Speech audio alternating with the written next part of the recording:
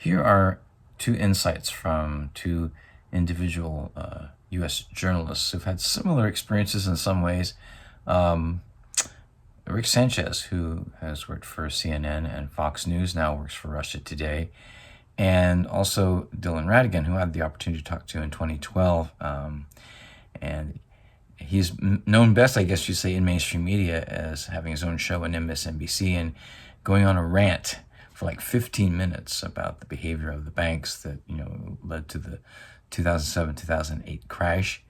And he shares some very interesting insights also about how he sees what's happening in our world right now. As you know, I worked at CNN, I worked at Fox News, I worked at NBC. And in all of those places, if I was to say something that was positive toward Iran or antagonistic toward Israel, you're done, you're finished, you're fired. And not only that, they will make sure you don't work again anywhere in the U.S. media, for the most part. Today, that's different because people have podcasts and alternative media has become powerful enough that there are voices now in the media in the United States, not the corporate media, but outside the corporate media, who have just as big a reach, and they are changing things. Tucker Carlson, Candace Owens, Cenk Uygur, left, right. So those voices and my voice are voices where I'm not here to be pro-Iran. I'm not here to be against Iran. I'm here to find the truth. And that's what journalism is supposed to be. I feel like I can't find an entity in my own country today that allows me to do that, which is why I align myself now more journalistically, just in terms of location, with Russia. I feel like in Russia, I'm more able to ask good questions and be more honest about the real geopolitical situation in the world than I would be if I was working at CNN or Fox News, for example.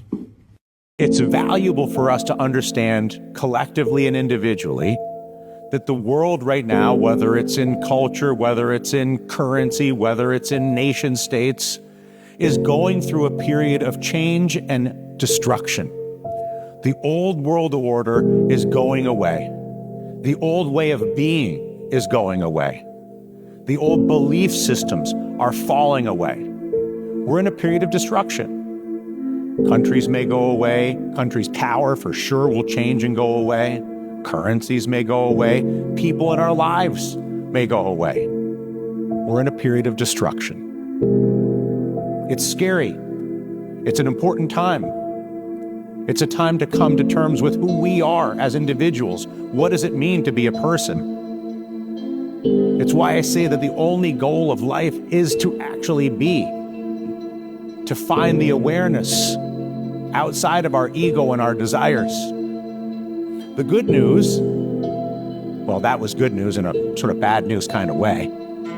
But the good news is, after destruction comes a period of creation.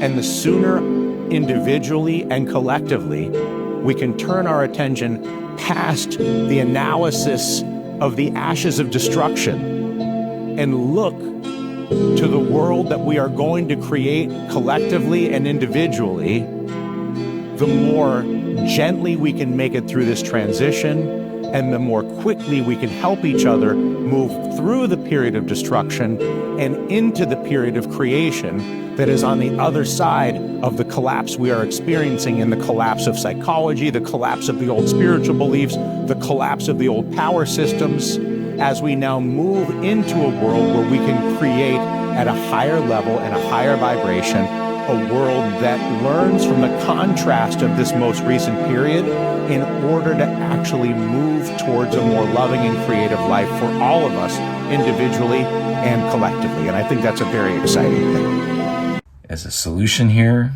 Dylan, and for all of us to see more and more of how we do need to create a movement to demand a government of action for working families. And that's going to require connecting and creating coalitions and collaborations, real solutions. CPI is the beginning of that and can contribute a lot to that.